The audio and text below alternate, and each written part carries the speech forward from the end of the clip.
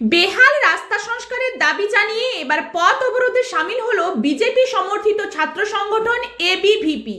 সোমবার সারেঙ্গার পিরোলগাড়ি মোড় সারেঙ্গা রাস্তার উপর সুখাডালি মোড়ে পথ অবরোধে সামিল হন ওই সংগঠনের সদস্যরা। ফলে দিনের ব্যস্ততম সময়ে ওই রাস্তার উপর দীর্ঘক্ষণ আটকে পড়ে বেশ কিছু যাত্রী ও পণ্যবাহী যানবাহন।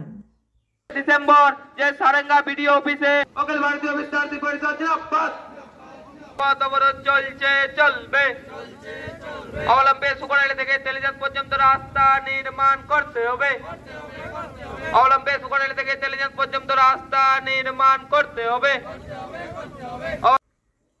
অবরোধকারী এবিভিপি সদস্যদের অভিযোগ, সুখাডালি থেকে তেলিজাত পর্যন্ত রাস্তা দীর্ঘদিন বেহাল। ওই রাস্তা সংস্কারে প্রশাসনিক উদ্যোগ নেই। এর আগে গত 21শে ডিসেম্বর সংগঠনগতভাবে সারেঙ্গার বিডিওকে ডেপুটেশন দেওয়া হয়েছিল।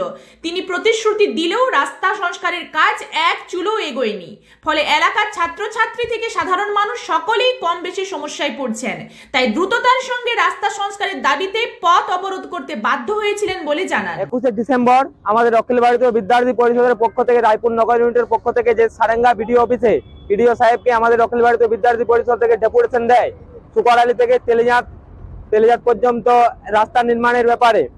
তো গত 1.5 মাস হয়ে গেল এখানে কোনো ডেপুটেশন আসেনি। তো আজকে আমাদের ওই রাস্তা নির্মাণের জন্য সুখাডালি থেকে তেলিজাত পর্যন্ত জন্য আজ আমাদের অখিল ভারতীয় বিদ্যার্থী পরিষদের পক্ষ থেকে সুখাডালি বাজারে পথ অবরোধ করা হয়েছে।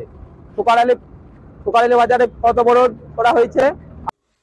গোয়ালবাড়ি গ্রাম পঞ্চায়েতের প্রধান সোমবরী টুডু ওই রাস্তার বেহাল দশার কথা স্বীকার করে নেন।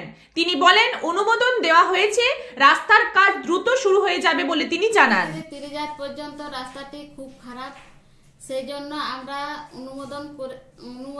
অনুমোদন করেছি, যেমন শীঘ্র হয় কাজটি যেমন শুরু হয়ে যায়।